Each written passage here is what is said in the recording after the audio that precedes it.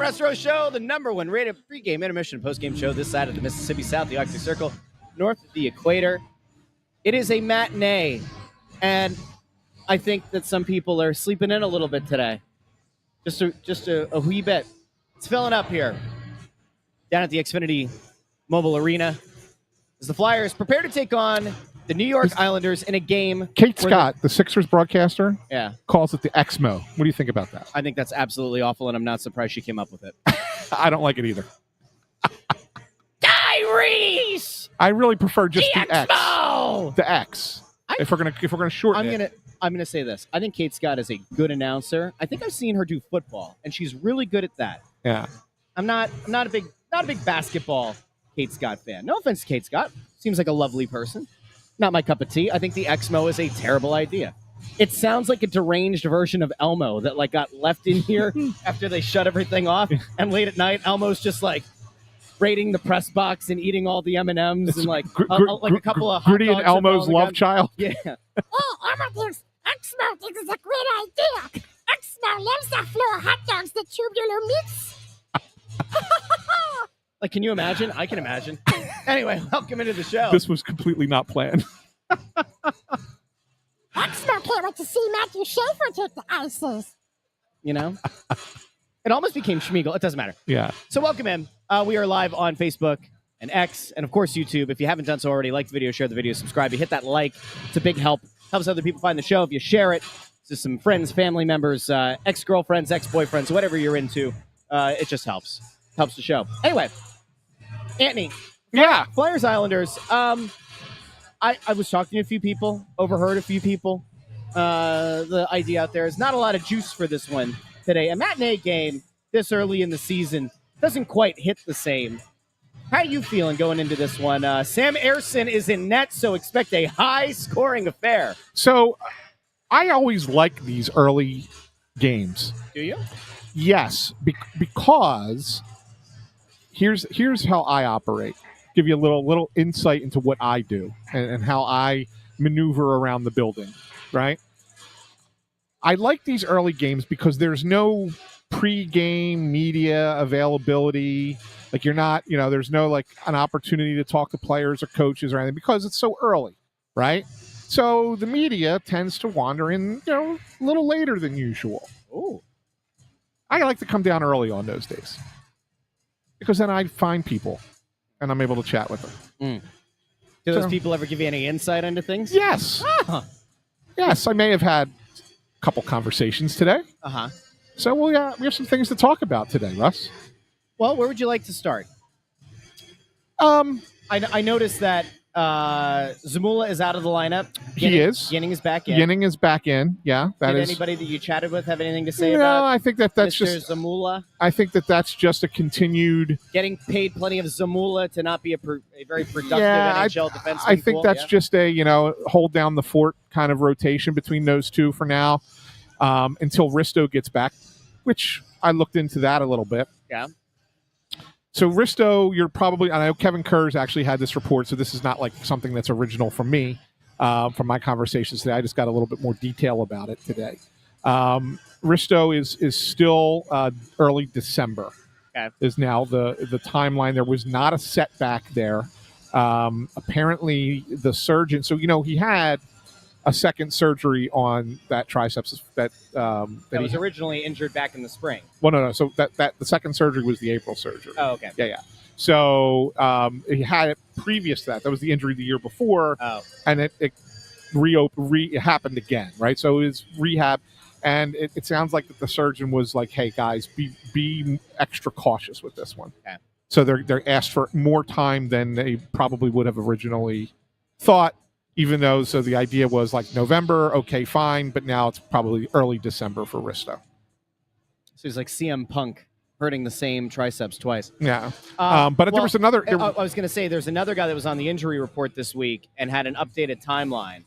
Yes. And so Oliver Bonk somehow went from being day to day to week to now 5 to 6 weeks out. And at this point, it almost feels like a tired thing to say, wow, you really can't believe any injury report that comes out, because more often than not, it feels like there just seems to be day to day, week to week, and then you become Ryan Ellis. Yeah. So Oliver Bonk, what the hell happened? How do you go from day to week to week to now 5 to 6 weeks away? And obviously you hope that 5 to 6 weeks away doesn't become, an additional 2 months and then he misses the whole season. Well, I mean, and this is one where they're going to knock on wood a little bit, right? Oh boy. And I'll be honest with you, I had heard 2 different injuries. And not that he has 2 different injuries, but I had heard that the injury could be 2 different things. Could have been 2 different things. Okay. But as what I got today, and I think that this one is the spot on, is it's actually his lower back. That's bad. That's really bad. That's significantly worse than. But the good news is he had recently had a doctor's visit, and they don't believe surgery is going to be necessary. That's slightly better news. So it's a matter of rehab, rest, and stuff like that. You're probably looking at same time frame as you're looking at for Risto. But there's a chance with this one, because of backs are weird. It could be, and he's younger. Remember, he's younger than Coots, right? And so he doesn't need that surgery. It could be shorter than 6 weeks. It could be a little bit longer than 6 weeks. That one's a little bit unknown at this point. So they're being a little bit more careful with Oliver Bonk. I mean, listen, there's no getting around it. That's not good. Of all the things to have go wrong, a back is about as bad as it can be. Because let's just say you have a herniated disc or something, right? And you try to rehab your way back into it. You could end up doing additional damage. That could end up still needing surgery. So it's almost like, I don't know what the injury is, but if that's what it is, then you kind of look at it and you go, you better hope that the rehab and everything works and that it's just fully fine. Because if not, you're looking at a scenario where he takes a hit the wrong way, he goes into the boards the wrong way, and then he is having surgery. And you don't want to go, total pessimist here, but there is a path to oh my God, is this going to be pushing that window? He needs to play. He in theory would have had an opportunity to try to make this team had he been healthy in the summer. He probably wouldn't have. But he would have gotten a longer look at the very least, and maybe been in that rotation of the guys who, when there's an injury at this level, maybe Emil Andre's not the guy who comes up. Maybe more than anything, it would be that he would be playing big minutes for the Phantoms right now, and he's not playing at all.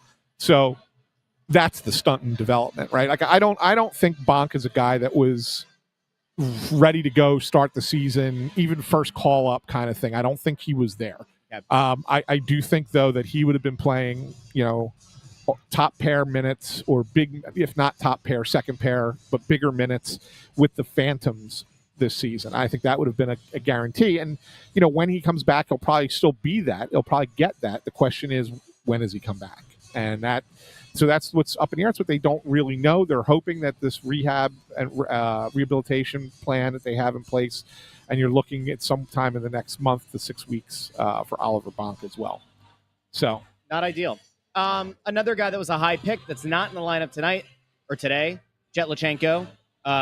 There were some things going around this week about if he gets scratched in 5 consecutive games, the Flyers could try to send him to Lehigh Valley for a conditioning stint. Is that correct? That is correct. So what a stupid bleeping policy. And I get how, but they can't send the kid to play the season in the AHL, but he can go there as part of a conditioning stint if he's scratched 5 times consecutively for a condition. At least 5 times. I mean, this is one of the dumbest. I mean, great, it's a loophole. This is so blatantly stupid. You know who you blame for this, in all honesty? The National Hockey League, no, the Junior League, Canadian Hockey League is who you blame. I blame Nolan Patrick. I blame Cutter Gauthier. So it's part of the CBA, right? And I know the new CBA that they're now operating under allows for this to be different, but the CHL has not bought into it yet, right? And there's a real belief that they will for next season, but they're getting squeezing one more season of this out of the old rules because it was so late in the game when the new CBA was agreed to.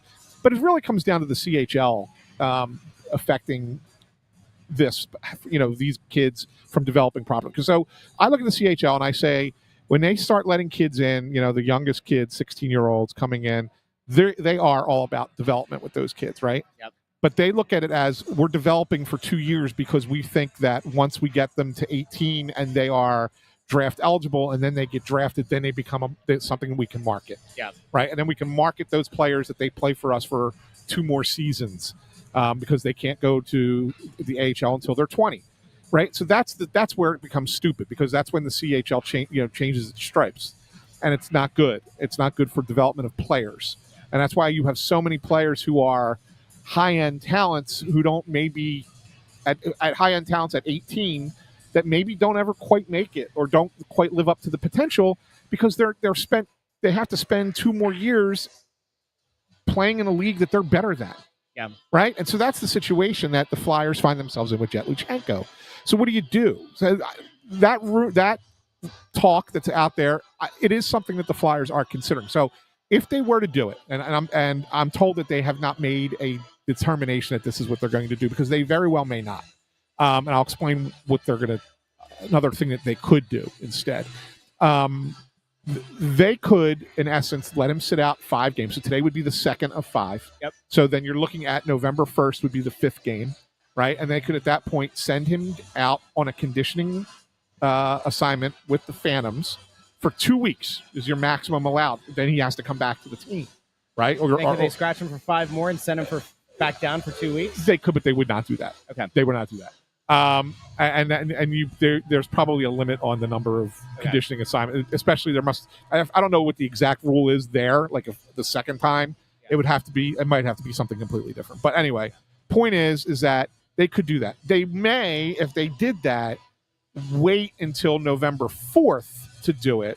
So that way, within that 2-week window, you're looking at 5 games with the Phantoms. Okay. That's the maximum number of games that they can squeeze into the 2 weeks on their calendar, in the upcoming calendar. I'm sure there's later in the season. I didn't look at the full calendar to see if there was one where they could get a 6th game in, right, or something. But there's a 5-game window if you wait until November 4th. All right, so there's a good question here from Landros because obviously, like one of the things that comes up is like Guelph's team hasn't been very good. Now Landros says they're a 500 team this year, possible playoff team with Luchenko. It's not like he set the OHL on fire when he played last year. And is there an issue between the Flyers and Guelph? Not at all. Not at all. They actually have a pretty good relationship with Guelph. Corey Stillman's the coach there. He played the same time as Briere. They're friendly. I don't think that there's a relationship problem at all. But what you can do, and what teams have done in the past, is the NHL team who owns the rights, they try and talk to these junior teams and say, hey, listen, is there any way you can help us out here? Because let's look at it this way. Send them to a good team. Here's the thing. So Guelph is trying to host Memorial Cup next year. Okay. And if they get that guarantees that they're in the Memorial Cup. Okay. No matter how good their team is, right? With the host team always is part of the Memorial Cup championship. Okay. So whether they win the OHL or not, they're going to be part of it. A little participation trophy. It is. It's like the U.S. getting an automatic nod for the World Cup, even though. Correct. That's exactly what it is. Okay. So Guelph's trying to host that. So if Guelph is hosting the Memorial Cup next year, if you're the Flyers or any other team, you would want your players playing for Guelph. Potential prospects, young players playing on that Guelph team next year. Right? Which is where you hope Luchenko's not there next year. Well, no. We're not talking about. I'm not talking about Luchenko. You're saying longer term. No. This is down the line, right? So I'm not talking about Luchenko. I'm saying so you don't want to burn a relationship there, right? Because that's something that could be beneficial to the Flyers if they have a player or two that could end up on Guelph, down the line and have them develop a little bit playing in Memorial Cup games against the best teams in junior hockey. Okay. So you don't want to burn that relationship, but you try and work with them and say, hey, look, is there something we can do here? Is there something that can be worked out? Potentially get Luchenko onto a more competitive junior team. And Guelph would get a lot for him.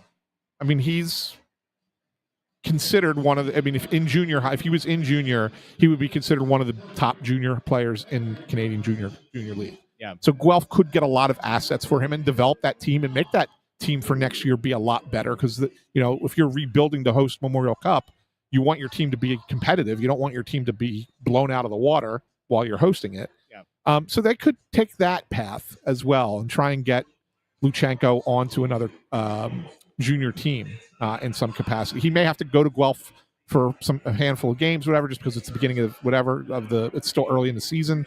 But that maybe help facilitate that trade somewhere else. Joe Papel asks over on YouTube, was this the plan all along, Ann? Waiting 4 years for Jet, or has he not progressed this? This is year 2. He just turned 18 in August. He just turned, 19 in August. Yeah. Okay? Just turned. Like, he is very, very young. Very young. So it's a matter of he was not going to be an automatic into the NHL. Not many guys drafted where he's drafted are automatic into the NHL at 18, 19. They usually are 21-year-olds that come in at that point, right? And like Adam Kimmelman said the last time he was on here, you basically have to wait 10 years to make it look back at a draft and say, you should have done this or should have done that or whatever. I say 10's probably a little bit long. I'm more in the 5 to 7 range. 10 gives you a holistic view, but you don't need 10 years. Yeah, I think 5 to 7 kind of gives you the better, a good enough feel. So yeah, I mean, look, it's not I don't think it's a 4-year plan for Luchenko. I do think that if he was able to play, if a Phantoms year though, then it will be. I don't think in theory, it'd be 4 years until he's. I don't think next year here. is a full Phantoms year. Let's put it that way, right? Like so. He's played games here. He's got a shot to play 5 more here before the Flyers have to make a determination. And then maybe he gets this conditioning stint. So maybe you get 5 games with the family. And all of a sudden you got like 14 games against men and not playing against boys. And then you play in the World Juniors where you're playing against the best players of your age group. Like there's things that would be nice though when he's playing against the boys if he would dominate the boys. No, but he's not. But World Juniors is not boys. No, I'm talking about his junior team that he'll go back to. It'd be nice if he could like light that up. It would. You still have to have talent around you. Like you can't be. Hockey is not a one-man sport. You can't just put up goals and points if you don't have good players on your line with you. Like you have to have some talent with you too. You can't just be a one-man show. The sport doesn't work that way, right? It's not like the NBA where one guy can light it up. I mean, but somebody does have to score the point. He was on pace for like 30 goals last year. I mean, that's not as a 17-year-old. I mean, that's not bad. That's not bad, right? So anyway, point is that the Flyers have a couple of options that they can do here. I think he's going to end up back in junior hockey. I'm not certain that it's going to be. He probably goes to Guelph. I'm not certain he stays at Guelph. Let's put it that way. Okay. They're not excuses. They're not excuses, Dan. I'm sorry. They're not excuses. You're talking about a 19-year-old player. You're talking about 19, and he wasn't the first pick of the draft. So you're not expecting him to come in at 18, 19 and be a superstar. And Russ can sit here and do his whole routine all he wants because Russ is a rabble rouser. I'm not getting defensive. We've had a very nice. I'm not getting defensive. You're a rabble rouser about this. Well, see, because you don't know. But here's the thing. Let's break the fourth wall.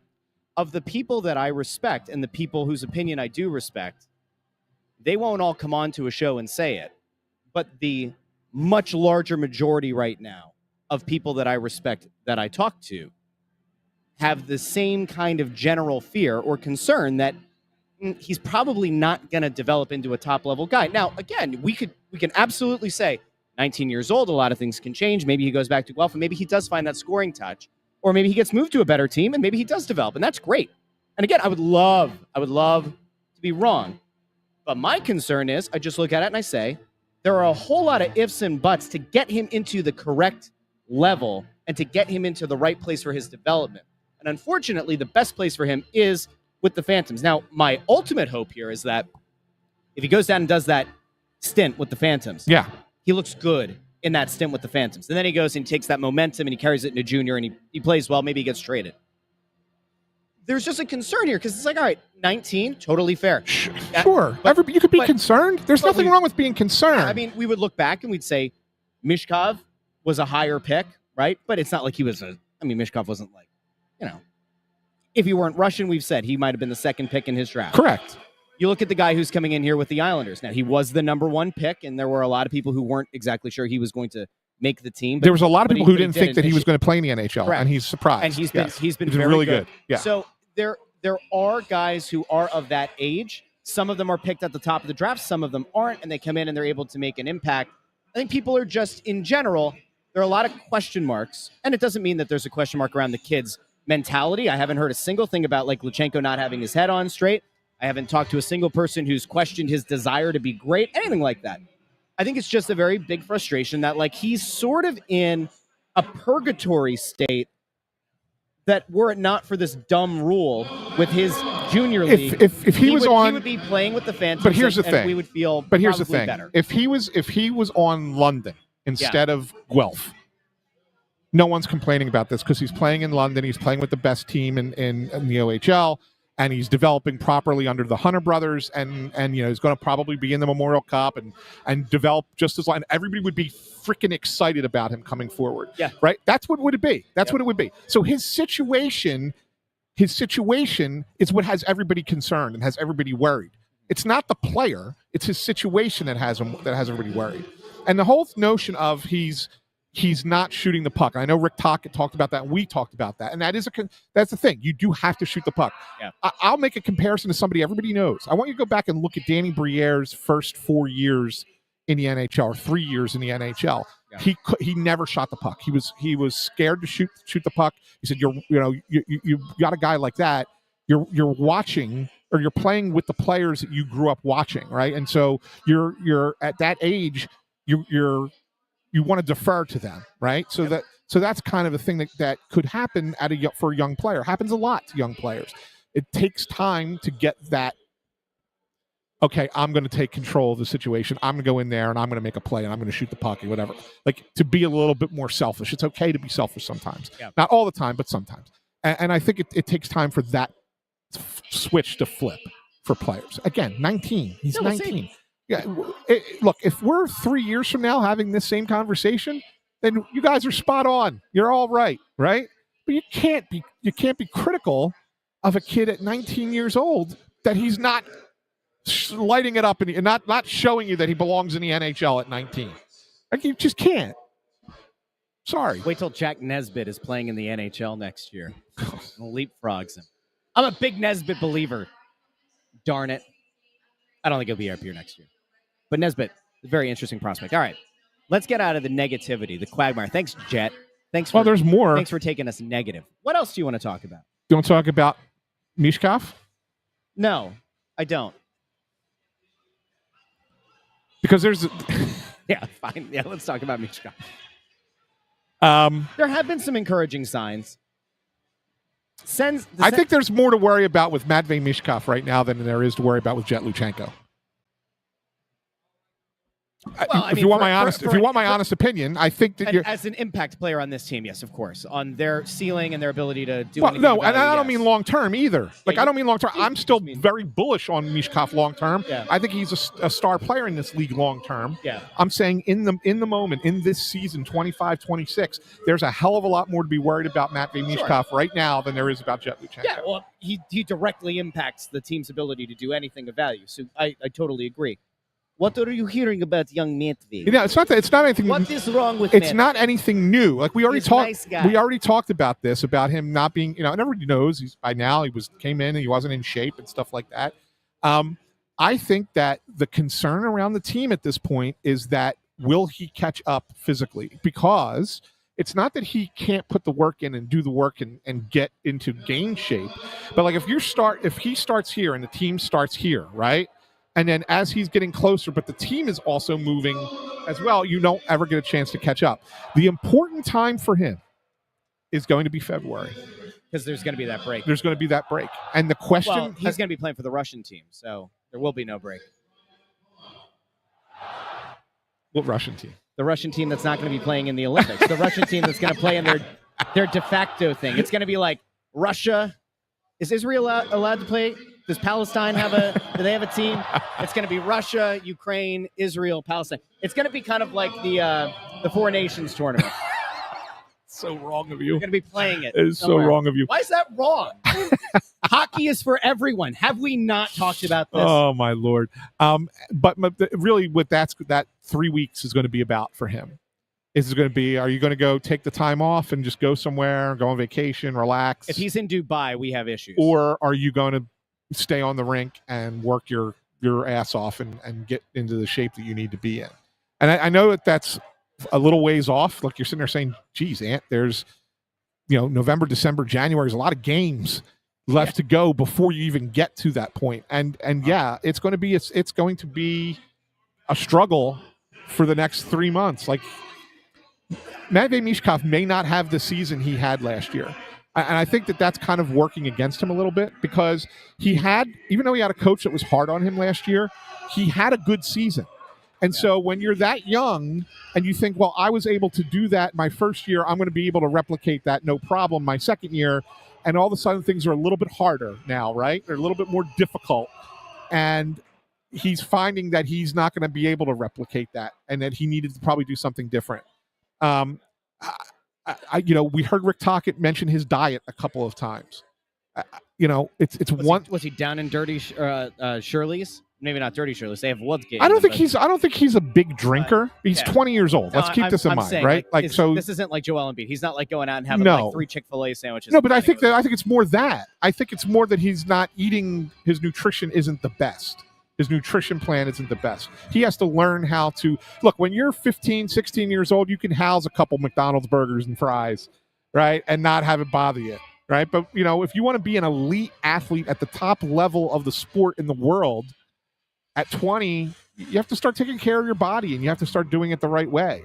We could sit here and we can you could throw down 8 press box hot dogs all you want, and it's not going to matter, because you're going to still be able to talk and have an opinion and still do your job. Uh-huh. But Matvei Mishkov can't do that and still have his job, right? So that's the difference between what we do and what they do, and so he has to be smarter about it. And I think that this is a very hard lesson he's going to learn in his sophomore year, that maybe he doesn't end up quite nearly as impactful on this team as he was in his first year in the league. So I am going to respectfully, fundamentally disagree with you. Really? I am. Okay. Because I think that Mishkov has the internal motor and has the mentality of a guy who wants to be great. Now, did he start behind the 8 ball? Yes, he did. Did he start behind? Yes, he did.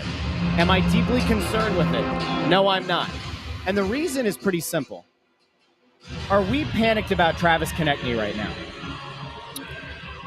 Some people are. No. But I mean, am I? No. Are we talking about Travis Konechny in the same way that people are talking about Mishkov? I'd say not necessarily. No. They have played, I think Konechny's played 2-3 minutes per game more than Mishkov to this point in the season, which includes a lot of times where Mishkov hasn't played late in games, right? He's been pulled. The difference in point production so far this season is 2. They have the same amount of goals, and they're off by 2 on the assist column. And they play very different games. But I will tell you... And Konechny plays a better all-around game. But from a point production standpoint, I do believe that this power play is going to figure it out. And listen, you don't want Mishkov to only be a guy who produces on the power play, but if he starts finding the back of the net with the man advantage, and that gives him that momentum that kind of helps pull his head out of the clouds or wherever and get locked in, give him some momentum, I'm not concerned. If we get to December and his point production looks like this pace, then yes, I'll be concerned in December. But I'm not going to be concerned about it now. Okay. All right. I'm going to give him the benefit of the doubt. Because I think that the difference between like a guy like Mishkov and a guy like Nolan Patrick, right? There were always concerns. There were always people who had concerns about, does he have the desire to be an all-time great? I think Mishkov does. I do too. Which is why I'm going to extend him a little bit of grace here. Just a little bit. Not a ton, but a little bit. I get it, Russ. And I'm not saying that you're ultimately wrong on that. But the reality of it is the kid he didn't quite know the best way to prepare for a season coming off of another season. He just didn't know. And Bundy's here now. We can kind of throw it to him.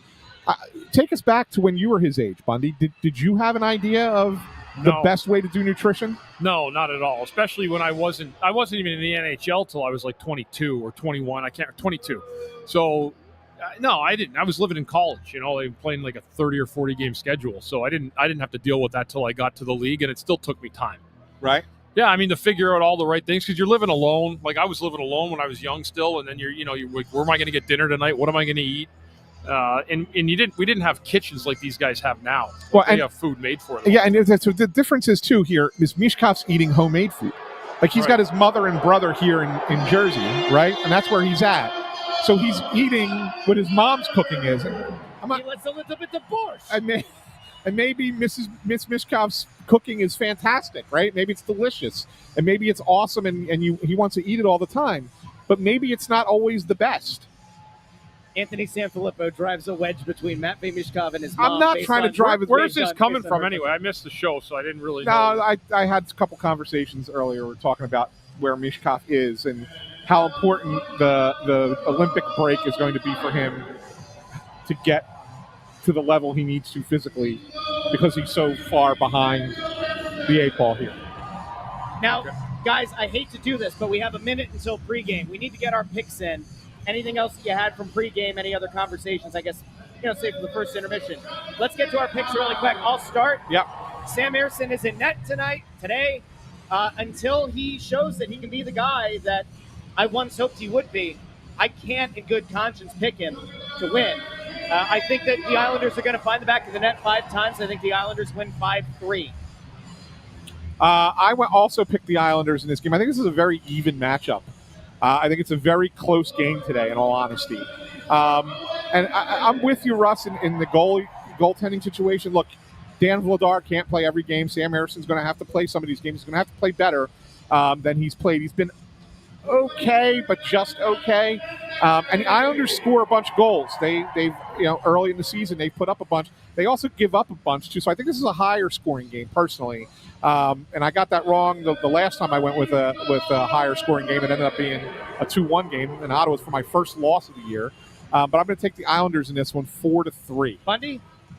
Today's goaltending, Sam Ersson, 3-0-0 lifetime against the Islanders with a .920 save percentage and a 2.29 goals against with 1 shutout. For the Islanders, Sorokin is 11-3-2 lifetime against the Flyers with a .947 save percentage, 1.54 goals against average, and 4 shutouts against the Flyers. So this should come down to 2 goalies who like playing against the other team. I'm taking the Flyers in the home game today, 3-2. Intern. Islanders 5-2. All right. One quick note, though, on that thing. The Islanders just did fire their goalie coach. Okay. We will be back. Perfect. First intermission, second intermission, and postgame here on the Press Row Show. Thanks for tuning in.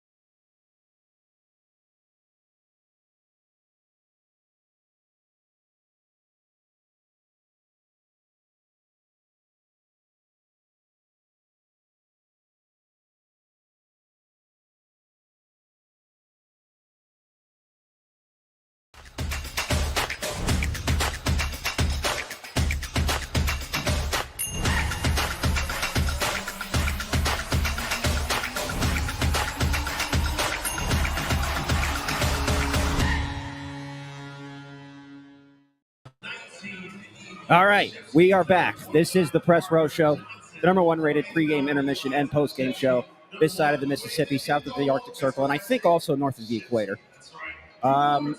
You're not seeing things. It's me, intern Andrew. We lost Russ. Yeah, Pour one out for Russ. Yeah, so Russ went one too many times in on the Jet Luchenko Zeev William debate, and I threw him over the side. Had enough.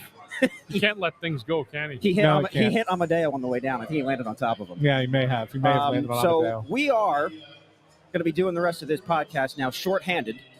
But you know what? That's okay, because sometimes teams thrive when they're shorthanded. You know who else thrives, apparently, when they're shorthanded? The New York Hockey Islanders. They did score a shorthanded goal there. I guess that's as good as a good a place as any to start this. That's the only goal that happened in that period. So the Islanders now are just the fifth team in the league that have scored multiple shorthanded goals this season. That guy Simon Holmstrom, that's his seventh just in the last 3 years. That's fourth on the active list in shorthanded goals.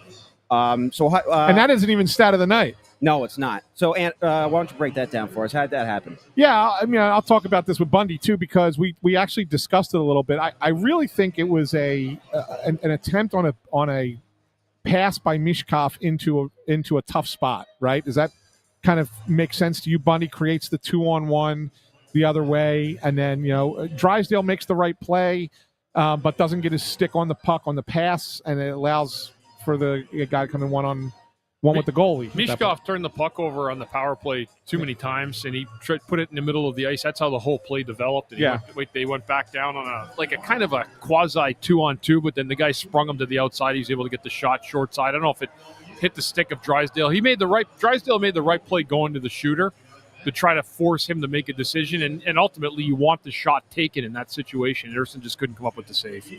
Frustrating, because other than that, I feel like everything before that and everything after that, the team with the majority of the good chances to score was the Flyers. Yeah. So if you want to do Russ's expected goals nonsense, then you make the argument they should be winning. But it's really just that, the Islanders only had two other shots the entire rest of the period. Yeah, no, I thought that the Flyers controlled the play, right? Much of the period. They had a few scoring chances. I know Bobby Brink had one right on the doorstep that, originally Tyson Forster was pointing that it might have gone in, but it didn't. Konechny had one on the doorstep. Yeah, He shot it right into Sorokin. Yeah, and then even right there at the end, right off that draw, it was a little give and go with Coots and Konechny, and Coots couldn't get the puck and bang it past Sorokin. It went past his stick and went wide. So they've had a lot of opportunities. So I don't sit here and tell you that it was a bad period by any stretch of the imagination. Yeah, you're down 1-0. But yeah, obviously, you need to get one in. You need to break the seal there, as it were, on Sorokin. Yeah. And they've actually one of the keys to the game tonight. They didn't do a good enough job for me was getting to the middle of the ice, and I think they did a pretty decent job of that. But you can't force it either, though. I think a middle of the ice to me always means more shot and rebound. Getting traffic to the front of the net, that's always very, very difficult on the opposing team's defenders when the Flyers do that. They need to do more of it. They outshot the Islanders 8-4 that period. The Islanders had one power play, too, which, Flyers did a pretty good job killing that as well. I was just going to say, the Islanders, as much guff as we give the Flyers power play on this show for not being able to score, the penalty kill is actually top 10 in the league this year so far. And that Islanders power play, middle of the road, they score at a 20% clip. That's right in the middle of the league. Flyers penalty kill, I thought, was great. Noah Cates in particular, just getting in the passing lane, breaking it up, and saucing the puck down the ice. Penalty kills, credit where credit is due, has actually been very, very good for the Flyers this year. It's been something that Tocchet preached a lot when he's coming in here and during training camp and even in the beginning of the season. It has been I want a really strong penalty kill. We always talk about specialty teams and how they can swing games for you or against you, depending on your success or failure of them. And really, the Flyers have been they're top 10, right? Did you look it up? They're 10th right now. They're 10th right now. Yeah. So they might even get a little bit higher after this game, depending on how things go. But yeah, they've done a nice job this season killing penalties, and it's a nice rotation that they have of forwards and defensemen that are doing it, and that's one of the reasons why people will complain that guys like, Ginning, I got to remember that's the new correct pronunciation, Yinning, and and Juleson are part of this, right? Because they do a nice job on the PK. So yeah, I mean it's helpful, it's beneficial, but you could stop all the penalties you want, you can kill all the penalties you want. You don't score goals, you ain't gonna win games unless you're the Islanders. Yeah, The penalty kill does score your goals. Right. So we did 30-something minute pregame. We've done this intermission for a few minutes. We still haven't even mentioned the number 1 overall pick in the draft is playing in this game. Yeah. Matthew Schaefer started his career having recorded at least 1 point in the first 6 games of his career. The game Thursday against Detroit was the first game of his career that he did not. He actually wasn't on the score sheet, which is surprising because the Islanders put up a 7 spot in that. But number 1 overall pick. Did you guys think that he was particularly impactful in that period? Thought he was really good. Yep. The guy skates just beautifully out there. The way he moves, he's pretty elegant and pretty slick. The way he moves the puck and he gets up the ice, and he's just got great vision. It's interesting. There's a lot of talk already about him possibly making the Canadian Olympic team as a young 18-year-old. That would be something if that really happened, because it shows you how light years ahead he really is of his own age. You know what you just proved to us, Bundy? Intern Andrew didn't watch the Snow the Goalie live from Chickies and Pete's last Wednesday. I watched a little bit of it. Because we talked about it on that show. When he said the fact that he said, "Oh, really?" tells you that he didn't pay attention to us talking about that. I mean, I do 41 shows with you guys. Yeah, well, we've done 44.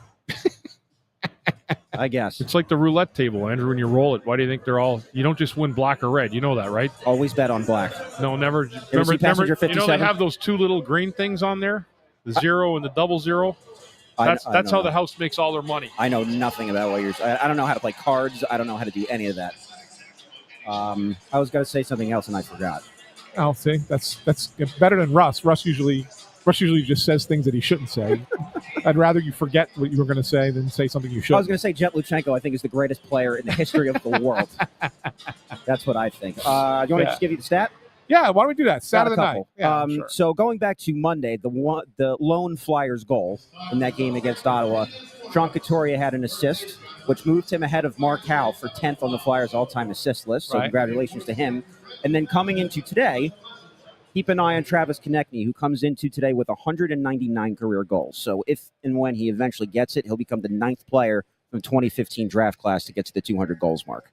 It's pretty good. Good stat. Yeah, it's a good number. That's pretty good. I mean, when you look at that, you say that 9 players in that draft class got to 200.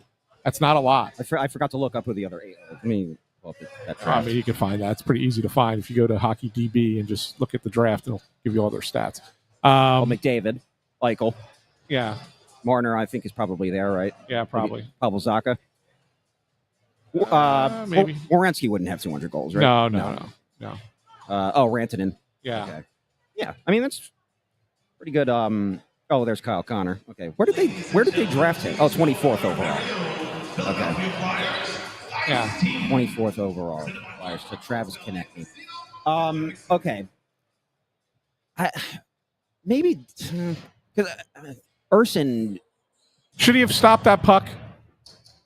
I don't know. I don't think it's a soft goal per se. But it's one of those ones where you go, goalie, make a save, help us out. Yeah, you got to make that save. That's like one of the ones. I know it's not a super easy save, but you got to make it. Right. You just got to find a way to dig in and make that stop. Because your team's on the power play, it's deflating. And to the Flyers' credit, I don't think they stopped playing the rest of the period because of that goal, but it's a deflating goal to let in. I'm with you. I'm with you on that. And that, I mean, yes. I mean, it's again, you look at it and go, oh, is that a soft goal? No. It's a tough shot. But good goalies make the save. I think Darth Ladar would have saved it. That's what Russ would say. He would have used the force and kept that out of the net. So I want to bring this up. Just what? I just love that you always compare yourself to Russ when you fill in the. I mean, I'm basically just him. No, you're not. You know what? You can be better than him. That's right. Never. I will never. I will never be as good as Russ Joy. There we go. Hey, you figure like the titans of this industry: Howard Stern, Don Imus, and Russell Joy. Yes, exactly. That's the same company I put him in with. Yeah, absolutely. And Kirk Minahan, of course. Podcast Jesus. Yeah. Okay, so I'll just bring this up while I have you here, Bundy, because I've been wondering it. I never got the chance to ask you. So Thursday, when was the last home game? Was it Monday night?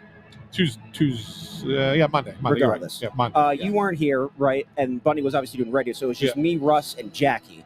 And Jackie said something that I actually disagree with, and I want to run it by you, seeing as you were a defenseman in this league for a very long time. Her claim is that the Flyers, defensemen, Urson's been struggling this year because she thinks the Flyers defensemen might be a little bit too lackadaisical because they're more familiar with Urson, and they're not familiar with Vladar, and that's what's making them turn up their game, and that's why Vladar's playing better. I actually think it's the opposite. I think it's because the defense knows that Vladar is better, and that if they make a mistake, then he'll be able to clean it up for them. So they're playing a little bit more relaxed in front of him and not too uptight. So I'll run it by you. Did you, in your career, were there goalies that you just liked playing in front of more than others? Is that a thing? I think at the end of the day, the stats don't lie. The good goaltenders' numbers will hold true, and then the guys that are a little less than that, their numbers will eventually fall to the same water level that they're supposed to fall at. I always felt good with a comfortable, a good goalie in there, that was making the save, routine save. I don't care if you get banged up for a real bad goal, but it's the ones you got to make the routine save. That, to me, that's the most critical part of being a goalie in this league. Yeah. I tend to disagree with her assessment of that. I do too. Yeah. Yeah. I don't necessarily. I don't think they play lackadaisical in front of them. She was saying because the Rangers had Henrik Lundqvist, so they didn't have to be perfect defensively. And was like, did you just compare Sam Urson to Henrik Lundqvist? Yeah. I don't know that that's an apt comparison. I mean, I'm paraphrasing her. I may not be doing her totally justice, but I was just curious what your perspective was on it. Yeah, I would tend to think that along the same lines as you, Andrew, that you feel more comfortable playing in front of a goalie you have confidence in. That's what I think. Than you would a goalie that you have less confidence in, right? But so if you trust your goalie implicitly, you're more willing to try things on the ice. Whereas if you sit there and go, oh, the guy behind me is questionable, I got to be perfect out in front of him. Yeah, and you know what I'm saying? And you don't want to. You think about not making the mistake as opposed to making a play. Yeah. Talking about more the defenseman, just the mental thought of it, the mental side of it, right? Yeah, instead of the best way to play hockey is to not think, it's to react, and that's really the best way to play this game instead of thinking about it too much. But you can. I think there's times you can overcompensate for a goaltender at certain times where you're trying to do too much defensively and you end up not having any of the puck offensively in the hockey game. Where you're really back, you keep backing in and you're trying to you're not maintaining your gaps really to protect what you think is your goaltender. I think that happens sometimes too, but at the same time, you just got to play the game. You can't worry about those little things.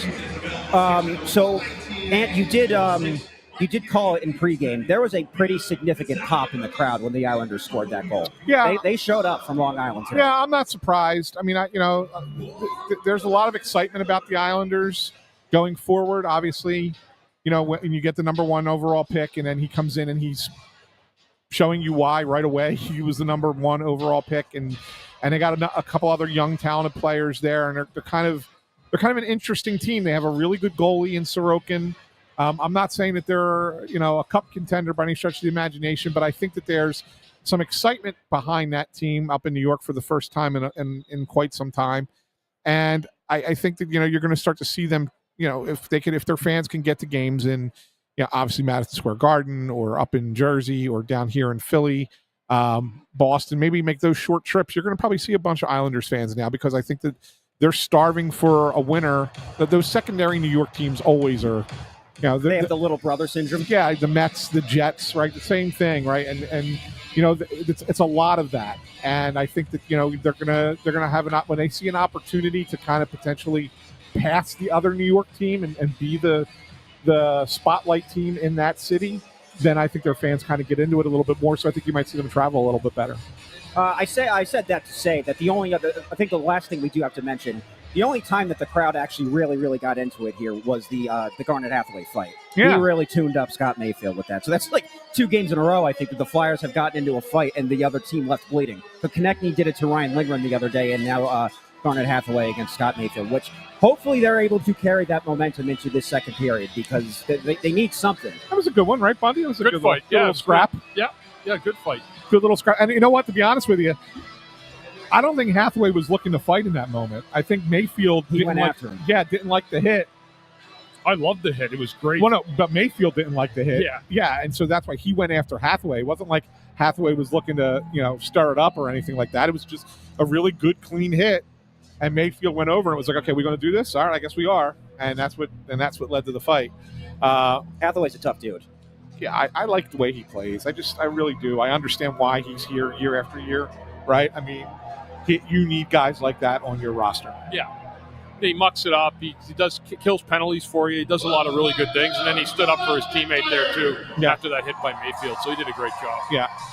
Good stuff. Good stuff. Trying to see if there's any questions maybe that we should get to from the bring back Stolars. Yeah, that'd be nice. Yeah. Yeah, there's a lot of frustration in the chat.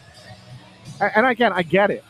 I certainly get it. I understand it. Like why you find yourself frustrated when you watch a game like this. But on the whole, it was not as bad a period as you think.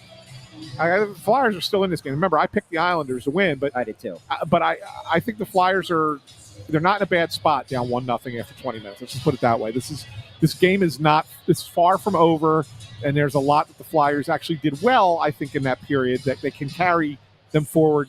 It's just about finishing, and that's right now the one thing that I think is missing with consistency with this team is finishing. All right, well, that's probably it for the first intermission. The players are back on the ice, so they're going to start the second period here in just a little bit. So, probably 40 minutes or so, we'll be back here for second intermission. Hopefully, the score's a little bit different. I'll be out of here. Bundy, it'll be just me and you, Andrew, for the remainder, right? It's going to be unbelievable. Yes. I'm going to the Villanova football game. My son plays at 3:30 today. We kind of caught in, so I was able to get in, do pregame in the first period, and then I'll miss you guys the rest of the way. So, full disclosure, Russ wanted to go to his son's soccer game, right? Yeah. And you're going to see your son's football game. So, and I have to ask you, do you have any children participating in any sporting events today? No. Okay, good. No, my kids are my oldest is your age, Andrew. Okay. Right? Let's keep that in mind. All right. Yeah. All right. We'll see you guys in just a little bit.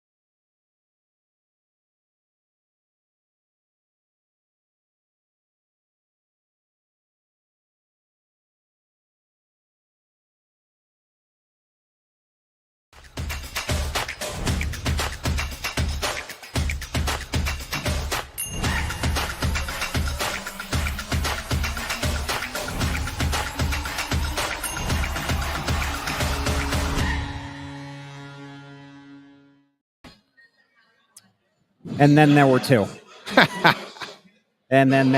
We're back in the Press Row Show, the number one rated pregame, intermission, and postgame show this side of the Mississippi, south of the Arctic Circle, north of the equator, etc. Where do you want to start, positive or negative? What are you feeling right now? Let's start positive. Go ahead. Trevor Zegras is an Apple's machine. Apple's machine. So it's a heck of a pass, man. Six assists through his first 8 games of the season. I went and looked. The most assists he's had in his very young career so far, I think he's like 42 in a year. Yeah. If I did the math correct, which is entirely possible, I didn't. I believe now, having gotten 6 and 8, he's on pace for 61.5 assists this season. I think it might be higher than that, right? If you play 82 games, you would assume that's 60. But it's 61. 60, yeah. That's what you said 61. Okay. 61.5. All right, yeah. All right. In the comments, correct me if I'm wrong. So 6 out of 8. So you would do 6 times 82 and then divided by 8. In the comments, let me know if that's correct, if I did that correctly. Yeah, I can't remember what the formula is. That sounds right. I mean, if that ends up holding true, which I don't know if it will or not, I mean, that's exactly what you would want out of Zegras, right? I mean, and then some. Yeah, I mean, no, it's fantastic. Obviously, you want to see him score some more goals, right? Which he hasn't done yet. But yeah, I mean, you want him to be a playmaker. You want him to make plays, and that's a perfect example. It's a great play. It's a good play by Dvorak too, to catch it and then go to the backhand, right? So that's a smart play by Dvorak, but. Really, it's a great pass by Zegras to put it right on the tape in the right spot at the right time. I mean, that's like a quarterback hitting the receiver in stride, is what that is, right? Yeah. So that was a really, really good pass from him, and yeah, of course, that's what you want to see. You know who got the secondary assist on that? No, who did? The Matvei Michkov. Oh, that's right. Yeah, Michkov did get much needed. Another point. Another point. Yeah, that's great. That's exciting. Exciting. He got a secondary assist. The goals all count the same. It doesn't matter who's scoring them, right? Yeah, true. Negatives, I would say. I don't. Wait, before you get to the negatives, okay. let me just one other funny thing. First of all, I want to apologize to the fans for starting late here, but I was on the phone at the end of the period, and I couldn't get the person off the phone in time to come right into the game. So right into the intermission here. So I apologize for being like 2 minutes late. One other positive, the thing about Dvorak, right? The funny thing, right before the shift before his goal that he was on the ice, I looked to Bundy and I said, "Have you seen anything through the first 7 games this season from Christian Dvorak that makes you think, oh yeah, that was a good signing? I know it's only a 1-year deal, but 5 point whatever million." I said, have you seen anything? And he looked at me and goes, "No." and I was like, no, neither have I. And then of course his very next shift, so we kind of spoke that goal into existence. The very next shift he comes out and scores the goal. Well, maybe we should just have Bundy trash everyone on the team. Yeah. That could be the point, right? We should just have Bundy start trashing everybody, and then all of a sudden they'll start scoring right in the moment. What's funny thing is on my Phillies podcast, the guy I do it with, Bob Wankel. Fighting Words, yeah. On the Rush Joy Media? Joy Media Network. Wherever you get your podcast. Yeah. Whenever Bob texts me during a Phillies game about somebody not looking good or being bad or struggling or whatever, they invariably, within minutes, either get a big hit, or a big strikeout, whatever the case may be, they actually do something good. So it's like, it's the reverse cooler, is what I call them. And so like maybe that's what we need Bundy to be. Yeah. On Snow the Goalie, to be the reverse cooler. Tell me a guy's not playing well, and then all this. Although it was, to be fair, it was my question to him. He just gave me a 1-word answer. That's fair. Yeah. So that's his second of the season. Second of the season. Dvorak scored twice now. Yes. Okay. The other side of it.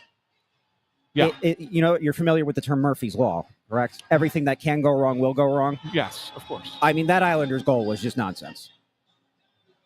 Yeah. That's such an unfortunate bounce. They hit the referee who's standing behind the net. Yes. And it kicked right. I mean, the Flyers would have had possession of that puck. Correct. 100% would have had possession. Islanders get the puck back because it hits the referee. And then a couple things happen. Juleson gets knocked to the ice. He gets back, tries to get back up. But by the time he gets back up, he's not there on the back door to cover for the goal scorer. And that's basically what happens on that play. So there's not really like a fault on the Flyer side. No. But it is an unfortunate goal. And so now even though the period, I thought the Islanders were better that period. The Flyers were better than the Islanders in the first period, but we're down 1-0. And I thought that the Islanders were better than the Flyers in the second period, and the score is still the same. 1-1 in the second period. Yeah, but I'm saying the overall score is still the Correct. same. All right. So if this is a fight, you're scoring this dead even going into round 3. Yes, this is 10-9, 10-9, right? 10-9 in favor of the Flyers, 10-9 in favor of the Islanders in round 2. So now third round of the fight. Let's see who wins. Right. I was gonna say. I would say both teams significantly picked up the pace of play though in that period though, which I think I was expecting it to. Yeah. It's an early game. Maybe guys are a little bit groggy. Both. I mean, the Islanders are obviously coming from New York, and the Flyers just got back from Ottawa. Early game, maybe a little bit sluggish in the first period. The shots have totally ramped up in that period. And I'll say this: after the goal, Urson really did turn it on, and I think that it's beneficial to him. Only seeing 3 shots, it's great. Great job by the defense by shutting the Islanders down. For a goalie to get into a rhythm, though, you would agree they need to see shots coming their way, and he's capitalized. I think he's picked it up some. Yeah, I mean, he certainly had a better period in both teams. The Flyers, and this is a long-standing thing. This isn't just this year's team. I think this is something that has been kind of chronic for a few years for them. The second periods, they just struggle, and I don't know why, but they give up a lot more puck possession time and shots on goal. It seems like their second periods are always their weakest period for whatever reason. And the Islanders brought it a lot that period, and they had a lot of chances. And Ersson was good. Give him credit. Where credit's due. When he was tested in the second period, he did the job that he was supposed to do. Like I said, the 1 goal is not on him.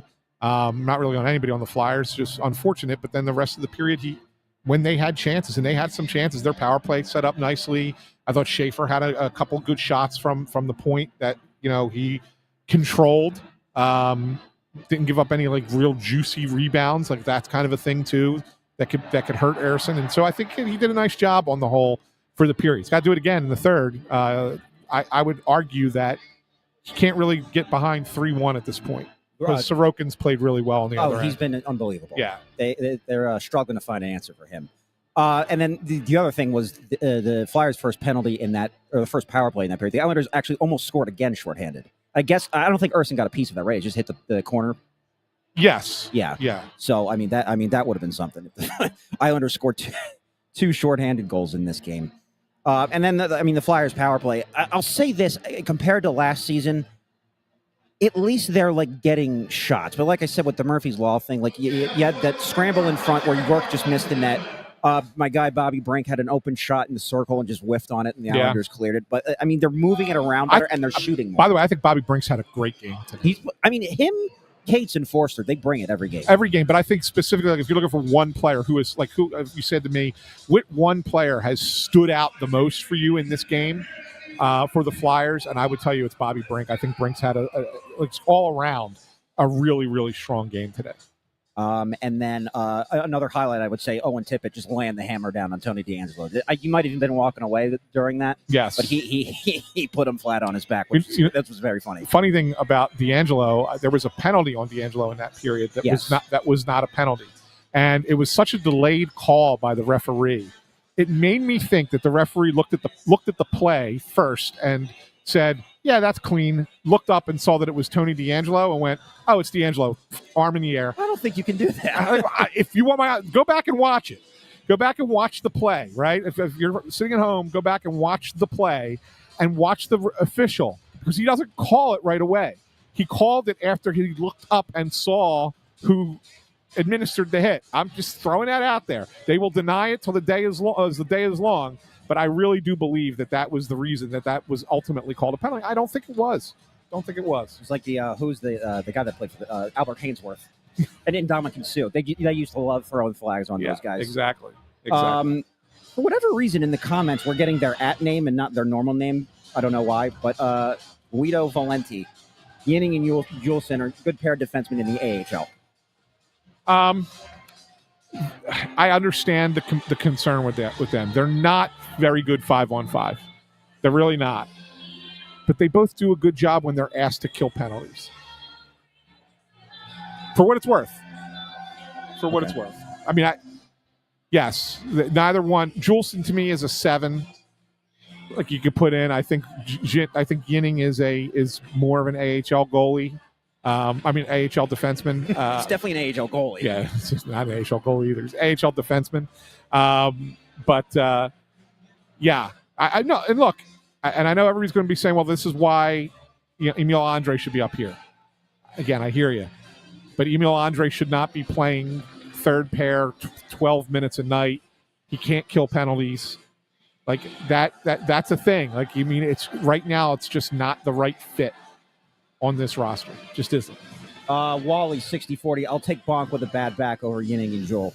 What's the Flyers? Let's just say magically I can make Oliver Bonk healthy. What is the Flyers' actual expectation for what he's going to become once he actually gets here?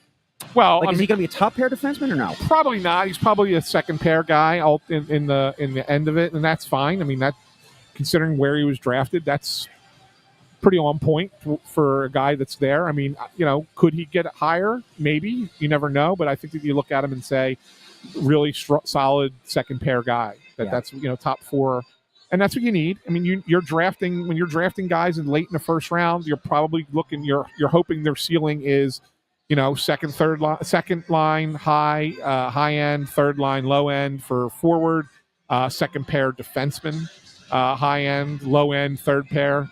And if it's a goalie, well, goalies are goalies. It's a whole different thing. But, so yeah, I mean, but I don't think that the expectation is, even if Oliver Bonk was 100% healthy right now, I can't imagine that he would be in the NHL. I think he would be on the Phantoms. All right, do you want to do trivia? Yes, we got to do it. I got to play you in all by myself. You're going solo? I got to go solo with the music. You don't have to if you don't want to. Yeah, no, I'll do it. I'll do it. I'll try and play all three parts here. Ladies and gentlemen. Okay. Anthony SanFilippo.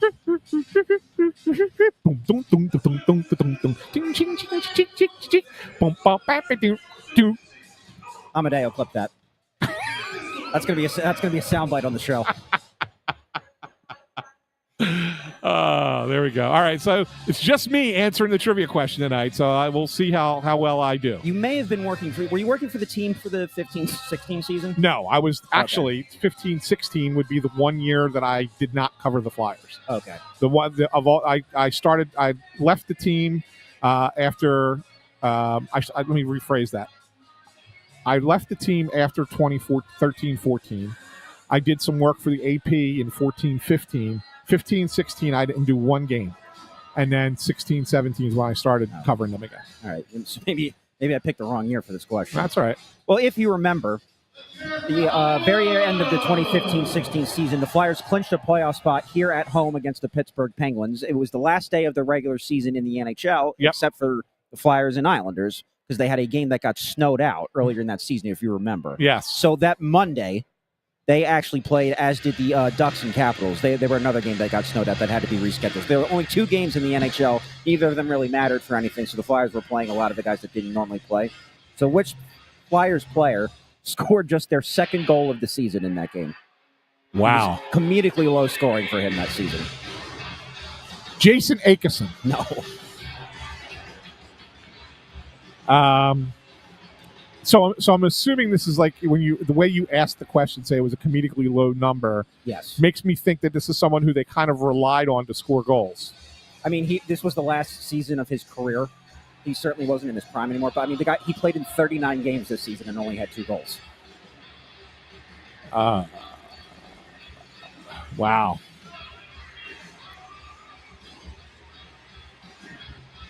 Yeah, that's a tough one. I know, it's a kind of a random question. No, it's fine. It's a good one. Trying to remember who was on that team.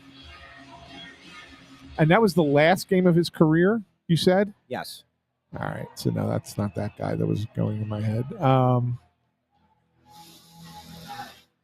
Wow.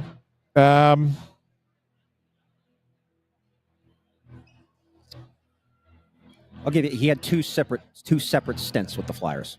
2 separate stints with the Flyers. Forward? Yes. The pride and joy of Pittsburgh, Pennsylvania. Did he play for Tampa? No. No. Actually went to Ohio State. I didn't know that. That's not good. Huh. He spent a long time with Columbus in between his 2 stints with the Flyers. Wow. I have no. Oh, yeah. Now it makes sense when you said. Now I put the Pittsburgh together, and then the long stint with Columbus in between here would be that R.J. Umberger. Richard Allen Umberger Jr. Yes, who I knew R.J. really well because he was on the Phantoms during the lockout when then I was the year I covered them every one of their games that year, and so I was hanging out with them a lot.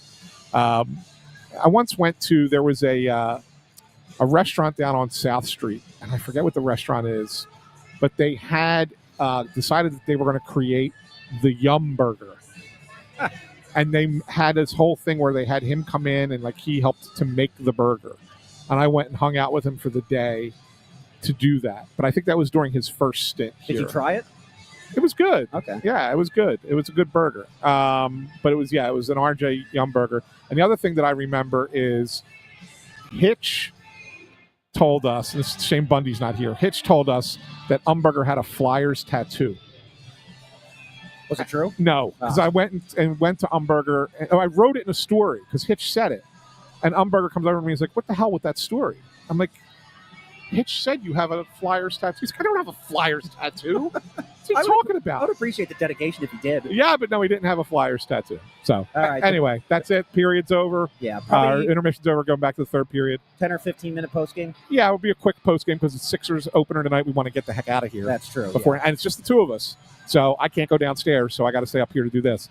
So, yeah, it'll be a fast post game with Andrew and I. All right, we'll see you guys in just a little bit.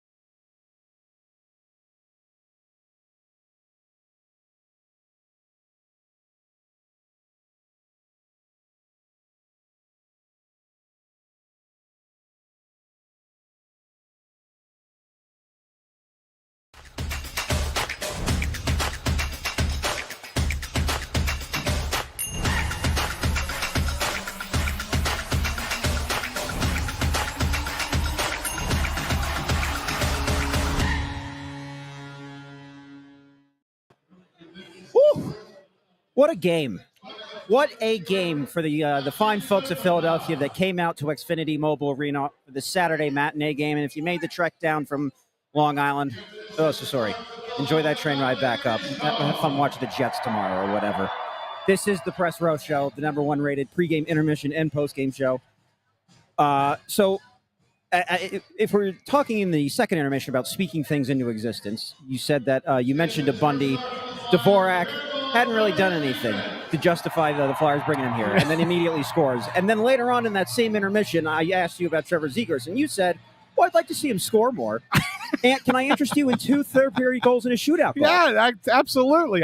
We really did a hell of a job speaking things into existence tonight. We really did. I think we found the formula. It's just dump on everyone on the team until they finally get it going. Until they get it going, until it all happens. That was just that was a heck of an effort by them in the third period. Got to give them a lot of credit. They really put a lot of pressure on the Islanders in the third period.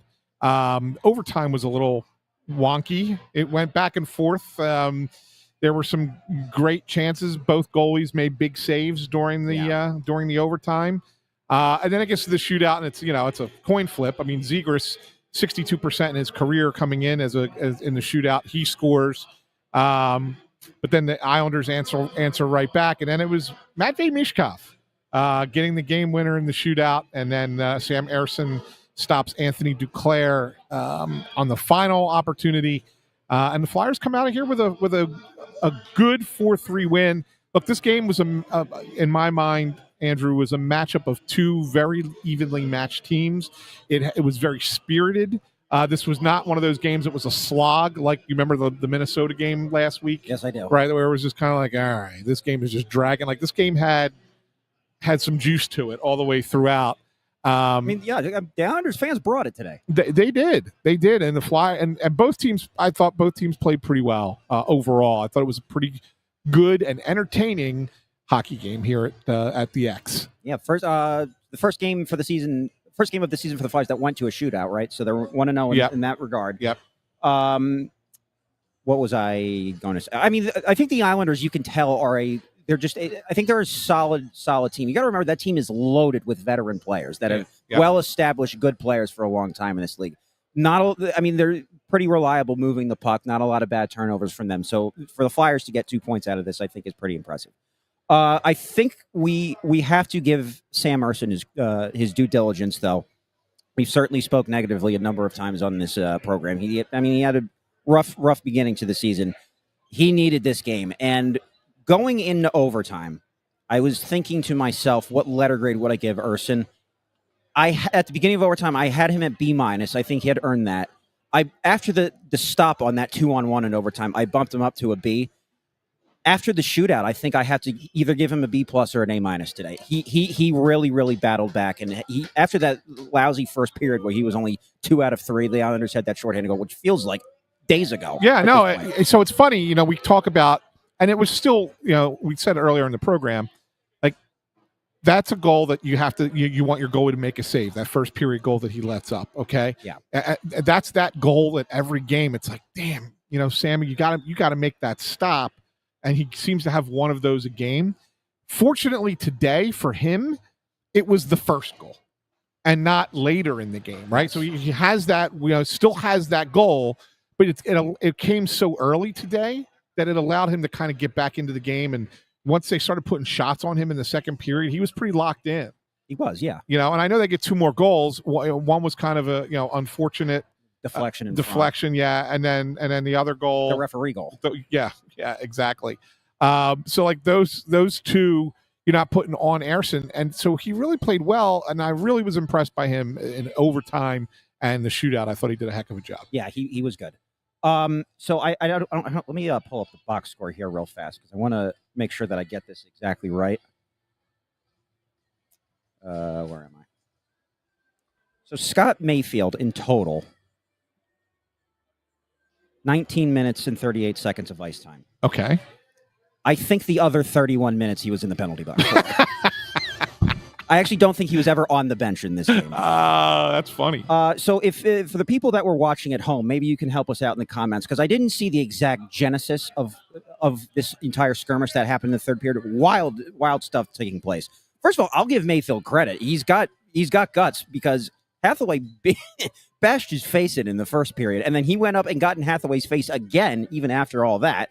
Then he had a little skirmish with Juleson, and then Grabenkin was the angriest I've seen a Flyers player so far this season. He was trying to go after Schaefer, and then the icing on top of all that was Abel's slamming McLean down to the ice. That was a wild turn of events, and I think it actually, I think the Islanders scored shortly thereafter. Yes. But you could tell that the momentum, even after that Islanders goal, was starting to shift. And then the Flyers immediately tie it on Zegras' second goal of the period on the power play. I'm happy that Brink got a secondary assist for that because he absolutely earned it. He created that entire thing, got it right to the net, and then the great play by him there is it looks like he's like kind of going back to the point, and he does something that they teach youth players to do. He skated the circle. Right, so he's coming up the wall, and then all of a sudden he kind of just turns at the in the right circle there and comes back toward the net. I think it surprised the Islanders. He gets off a shot and follows his own rebound, gets a second shot, and then Zegras punches it in through the scrum. Right, so I think it was a really, really fine effort by Bobby Brink, who maybe he's not getting credit. I don't think he got a star in the game. Did he get a star? I didn't hear what the stars were. Yeah, I didn't say. But in my mind, I know you obviously got to give it to Zegras because of the 3-point game, and I think Dvorak had a good game as well. Whether I don't know who got the stars, but in my mind, Bobby Brink deserved one today. I thought that he had one heck of a game, even on plays and shifts when the Flyers did not score. I think that he had a real good chunk of this game that he had control of. Yeah, I mean, I mentioned it second intermission, but the Forster Brink Cates line, they've been bringing it every game, so credit to them. Yeah. Trying to think if there's anyone else that we should get. I mean, people in the comments are saying Konechny didn't have a great game. He's had a little bit of a rough. So it's interesting. So interestingly, I don't think Konechny had a bad game per se. The only play that I thought was a bad play by Konechny, and he kind of technically got punished for it. It was one shift, but in the overtime, he had that a turnover that should have led to a goal, but the Islanders were not for Urson making that sliding glove save. And then the next shift out with Owen Tippett, he wasn't part of it, and they put Mishkov out. Yeah. Now Mishkov, I don't think was going to take a shift in that shootout until that bad play by Konechny, and then they put Mishkov out there, and it was the only shift Mishkov took in overtime. Kind of an ill-timed change. Yes, and he had a bad change. It almost created another opportunity for the Islanders, which was not a great overtime shift for Mishkov either. But he gets it back with the shootout goal. So you can say, okay, good on you, Matt Vey. You got the game winner in the shootout. I think he needed it. I think he needed it. It's gonna I would assume help his psyche a little bit as he progresses through the season and hopefully gets himself back into a little bit more of a game shape. So I think the last thing that I have to say, unless you have something else as well. No. Here, do you want to do Luchenko again? Go ahead. Because I haven't really said anything about it. Go ahead. It's mostly Russ. Take it. Here's where I'm at with him. Luchenko is at 8 career games now, I think, in the NHL, maybe 9, including last year. How many did he play last year? I think just 4 or 5. I don't think he played that many. I think it was 2. Was it only 2? He was on a team for more than I think it was okay. 2 or 3. Yeah. Well, someone will correct me. Yeah. However many games, still hasn't gotten a point and is a -6. I don't know if it's beneficial for him to even be here at this point, which is why I think I'm leaning more towards Guelph. I think that they might do that. If you're looking at it, that's just from his perspective. And no, I'm not sounding any alarms saying the Flyers made a horrible pick. I'm holding out hope that he may very well become a legitimate player in this league. Looking at it from, I don't know if it's doing him any good being here. And now, after seeing this game, maybe I'm drinking a little bit too much of the Kool-Aid. Looking at it from the perspective of the team, yeah, I think it's safe to say there's belief within the organization that they can make a run for a playoff spot. So they're not going to be Colorado. They're not going to be Vegas. They're not going to be Carolina. They're not going to be safely in the playoffs. If they're going to get there, they have to fight, scratch, and claw for every single point that they can get. So I just don't think now is the time to have this 19-year-old kid who it does not appear is NHL ready to be playing in an NHL game when you need to win as many games as you can to try to get in. That's where, so like, I'll ask you, like, right now, like, what is he even bringing to the table for the Flyers? Nothing. I should say nothing, but not a lot. And Russ said he's 8 career games, 4 last year, 4 this did year. he have 4? Did he have 4 last year? I thought it was more than 2. I don't remember him playing 4, but that's beside the point. I would say this, Andrew. I would sit here and tell you that at the NHL level, the job of Rick Tocchet and his staff is to win hockey games. It's not to develop players. Correct. That's where I'm at right now. And so by keeping him here and playing him 8 minutes a game, that's not going to help him, nor is it helping the Flyers. So why are we playing him? Why is the team? You got to ask themselves, why are we playing him? Why are we, keeping him on this yo-yo, for lack of a better term? Let's just, it's not ideal, but let's just send him back and hope we can work it out that he finds his way from Guelph to another team. I think that's the best course of action for him. The whole. And they might do the thing just to see what he looks like against playing 20 minutes on the top line against veteran AHL players. Like they might do that just to kind of get a baseline for that, like see where he is when he's in one of those top line roles or top 6 roles.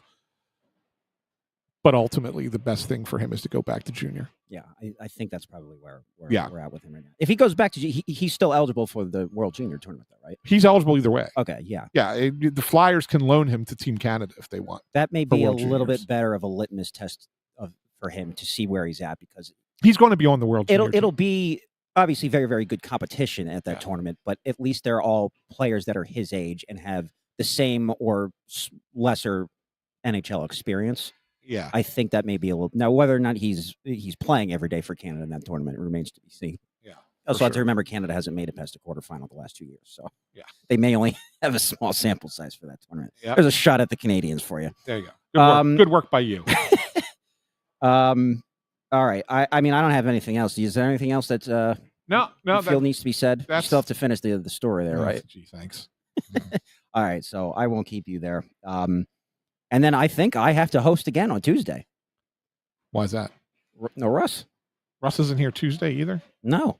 Oh, that's right. He's in New York. That's right. I forgot about that. He said that he's going to come back for the radio show on Wednesday. That's right. So I that's forgot when you'll see him again. So, I forgot about that. So, yeah, you're filling in again on Tuesday. against the Pittsburgh Penguins. Wow. That'll be a good game. That'll be fun. It'll be fun. So, yeah, Andrew, good job by you tonight. Thank you. Stepping in for the boy. The last thing I'll say before I wrap this up, I do feel the need. I should shout out my uncle, Uncle Neil, turning 60 today. Uncle Neil. Yes. Happy birthday, Uncle So Neil. shout out to him. Very instrumental in me becoming a Philadelphia sports fan, for better or for worse. So I just wanted to give him his shout out. I'm good, though. That's good. I'm good. So thank you, everybody, for listening today. What does Russ always say? Like, review, subscribe, Whatever. it retweet, comment on our TikToks, tell your friends. And so I guess the next time you'll be seeing us will be Tuesday. I think it's a 6:00 game, so we'll be on at 5:30, right? Yes, it is. For whatever reason, it's a 6:00 start, and I have no idea why that is. I got to kind of find out. But yeah, it's a weird start time, 6:00. All right. So we'll be on at 5:30. 5:30 Eastern. It'll be me and Ant and potentially a guest. But yeah, Yeah, I'll get somebody. Yeah. For pregame. You know what's crazy? We still haven't had a Meltzer appearance this season. Well, did he fill in for? No, I guess not. I forgot. I yet. thought I should have gotten Meltzer. I could have gotten Meltzer today. Maybe Tuesday. We'll Maybe do it Tuesday. Yeah, we'll get Meltzer Tuesday. Everyone in the chat loves Bill Meltzer. We get Yeah. it. All right. So thank you again. And then we will see you Tuesday at 5:30 Eastern before the Flyers take on the Pittsburgh Penguins. Enjoy the rest of your weekend and stay safe, everybody. We'll see you then. See ya.